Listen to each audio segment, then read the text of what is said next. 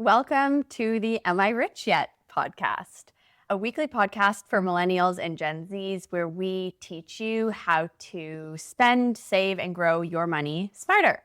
Welcome to episode 9, where we are talking about all things investing. This is part 1 of a part 5 series. My name is Georgia. I'm one of your co-hosts. I'm a Gen Z current MBA student studying in Sydney, Australia, and navigating my own personal finances. I'm Rob, Georgia's dad, recently retired financial advisor, and I'm here to help you make smart decisions with your money. So George, what are we doing today? We are talking about investing. So today we're going to cover the basics, and we've got a lot of them. And I think, an interesting story. When I was really young, I went to the Toronto French School, which meant I was pretty good at French, wasn't so good at English. And so I missed all the basics of English. And so I was always terrible at writing. Investing's the same way. This is the basics of investing. If you miss this, you'll probably not be very good at investing. So you need to pay attention today. There's a lot of detail. We're going to cover all the different types of investments, advantages and disadvantages of each. I love it. Now, before we jump right into it, I'm going to ask you a question, and you're not expecting this question, but I want to know, and I want our audience to know, what is your single most expensive purchase you've ever made, not excluding a car or a house? I know I've thrown you off, so take a second to think about it. Wow. Most expensive purchase I ever made was probably one of our family trips. Okay. So we've been doing family trips, a lot of them over the Christmas holidays, and they are very expensive, especially as the families continued to expand. At one point, we needed 4 bedrooms. Okay. Luckily, we're back to 3. Do you have a question to throw me off guard for this episode? What is that? A tennis dress or a sundress? Yeah, I showed up today and my dad was like, "You look like you just got off the tennis court." And I said, "This is called resort wear. This is post-swim, ready to walk on the beach, on the dock for an Aperol Spritz. I'm ready for anything. And if I get invited to a tennis match, I can jump in and play as well." Okay. You realize you're enjoying all this freedom is about to end in 10 days and you're back to school. Eh? Okay. Let's get started. The 6 most common types of investments we're going to cover today are cash and GICs. That's 1. Number 2 is bonds. Number 3 is stocks. Number 4 is mutual funds. Number 5 is ETFs or exchange traded funds. And number 6 is real estate. So let's get started with cash and GICs. This is at the bottom of the totem pole. Okay. Very low risk. So is when you give your money to a bank, to someone, and they're going to give you an interest return. So you give them $10,000 and they're going to give you 3% today. Tomorrow it may be 3.2%. So the problem with cash is the rate of return tends to fluctuate every day, especially if interest rates are fluctuating a lot. If interest rates are the same, you're going to get the same return. A GIC is a little different because you're tying your money up. What does it stand for? Guaranteed investment certificate. A guaranteed investment certificate. So you're guaranteed to, if you buy a GIC, a 3-year GIC, and it's paying 3%, you're guaranteed to get 3% a year for the next 3 years. Got it. So quickly, high level, the differences between cash, GIC. Okay. Biggest difference is typically liquidity. Cash is completely liquid. You can cash it in tomorrow and get your money. GIC, you may have locked it up for a longer period of time. Right. Now, there are cashable GICs, but you're going to get a lower rate of interest because it's cashable. The more features and benefits you add, the less you're going to get back. What I like about advantages of cash GICs, number 1, your capital is protected. In this country, you've got $100,000 CDIC insurance in the event of fraud, bankruptcy, for cash accounts and GICs. So that's pretty good. A couple would have 100,000 and 100,000, so they could have 200,000. So very safe, very secure. Predictable returns. You know what you're going to get. So another advantage, pretty easy to understand.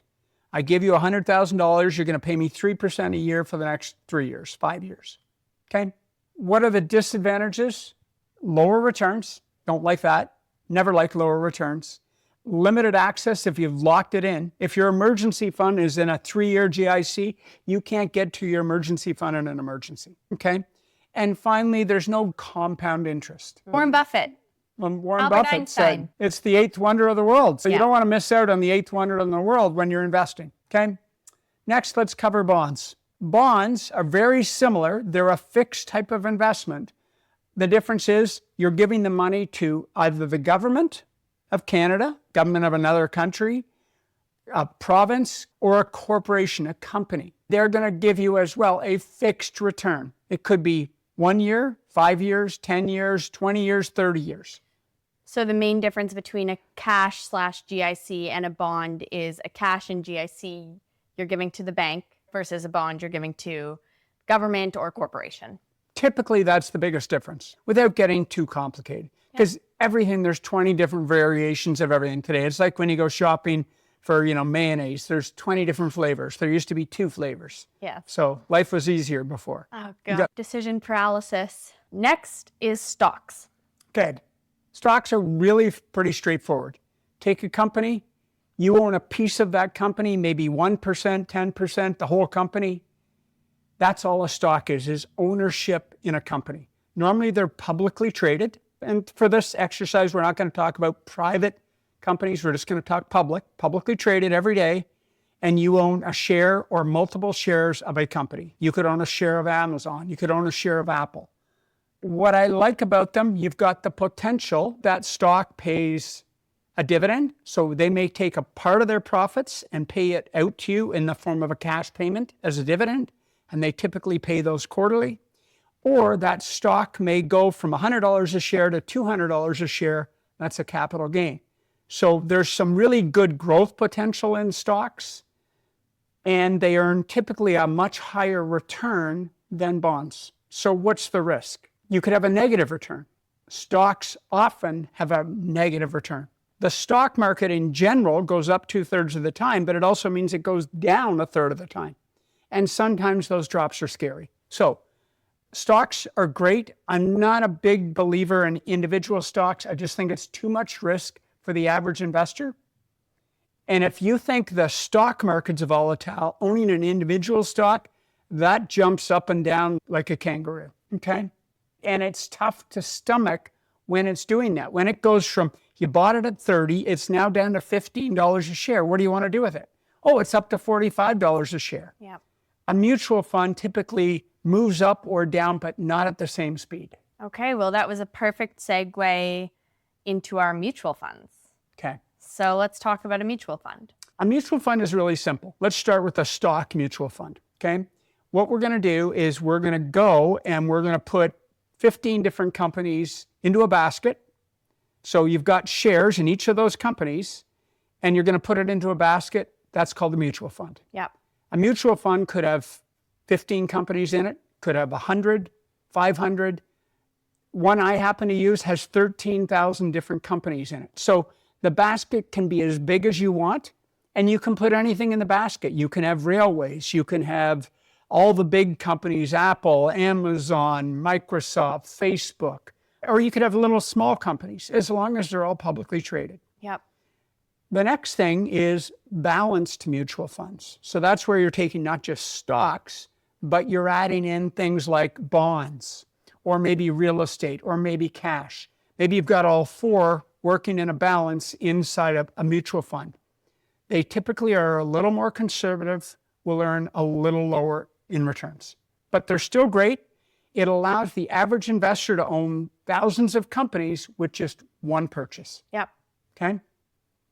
Now, what's interesting about mutual funds, they provide great diversification, as we talked about. You don't need to figure out what to buy. They're buying it for you. Some of them are, and this is where it gets a little complex. Some people hire a manager to run the mutual fund, and they choose what goes in. Other ones are called index funds, and basically all the stocks are pre-selected for you. So that's pretty much the difference. We're going to talk about which ones do better. My belief, and it took me a long time to learn this, and this is probably, I'd say, one of my bigger golden nuggets. Okay, drum roll. Active management doesn't do very well over time. Money managers can't predict the future. Therefore, they can't do a good job on predicting which stocks to own. And over longer periods of time, 10 years, 85% of them, 90% of them underperform just buying the market itself. So that's disadvantage one, they underperform. So if I was to say, Georgia, you've got choice A and choice B. This one wins 85% of the time. This one wins 15% of the time. Which one are you going to put your money on? 85. It's simple. You're putting the odds in your favor of a successful event. When I started in the industry, there wasn't a choice to just buy the market. It didn't exist, at least not in Canada. So we had to invest with active money managers. And I learned, for the most part, over 10 years, 15 years, most of them, almost all of them underperform. And it's a bit like an athlete. And eventually the athlete gets old and stops performing. Same thing happens with a lot of mutual funds. But we're not going to do a whole thing on mutual funds right now. Suffice it to say, I would prefer you go passive with your investments. That's what I did. I made that change 20 years ago and have not regretted it for 1 minute for my clients. And so redefine passive versus active. Active means someone is buying and selling, changing the stocks in the portfolio to try and get a better return because they think right now there's some turmoil in the Middle East. Right. People are firing missiles at each other. So people may think I'm going to invest in companies that make military weapons. But the problem is the market's smart. The market's already figured out. They knew the rumblings of a war. Those stocks went up long before you realized it. So it's back to you can't predict the future. You might get it right once. You're not going to get it right multiple times. So I wouldn't spend. And the other part is those active funds are more expensive than the index. So it costs more to try and outperform, and then they don't outperform, so you're really behind. Yep. Okay? So the takeaway is you'd recommend opting for passive over active. All day long. All day long. Let's move on to ETFs. Okay. Exchange traded funds. So mutual funds are a little different. They are priced at the end of the day. So at the end of the day, they determine of all the values of the companies in that basket, and they give it a price. So a mutual fund may have a price of $15 to start the day, and it may finish the day at $15.30. You can't trade a mutual fund during the day. An exchange traded fund trades like a stock. You could buy it in the morning and sell it in the afternoon. You can sell it at any point in time and buy it at any point in time. And they, with the technology, they're able to determine what the value is of it. So it's got better liquidity. It doesn't mean it's a better structure. Some people, it's the best structure. I happen to use mutual funds, even after all these years, because the structure that's used, I don't trade. So I don't need a structure that I can trade every day. So why do I want that? Okay, so ETF is a great way to invest, really low cost, the cheapest. They're on an apples to apples comparison, they're cheaper than mutual funds, or at least most mutual funds. So if you are paying less for your investment, what's the advantage to you? If you are paying less for your investment, it's costing you less. Absolutely. Some have fees less than 5 basis points, less than 0.5%, they're all less than 1%. Whereas some mutual funds are 2 to 3% a year. So you can buy an exchange traded fund for 5 basis points, which is 0.05%. So some huge advantages there. You can get diversification with one click, another advantage, and it's easy to sell, get in and out of. So some people trade ETFs, just like they trade stocks. In fact, there's actually more ETFs and mutual funds than there are stocks. That makes no sense, but that's where we are today. There's more baskets than eggs available for the baskets. The thing about mutual funds and exchange traded funds, there's no guarantee for a return. You can lose money. It's not likely to go to zero because you own a basket of companies, but it's going to fluctuate in value. Not as much as a stock, but a lot more than a bond. So mutual funds, ETFs are great investments. Awesome.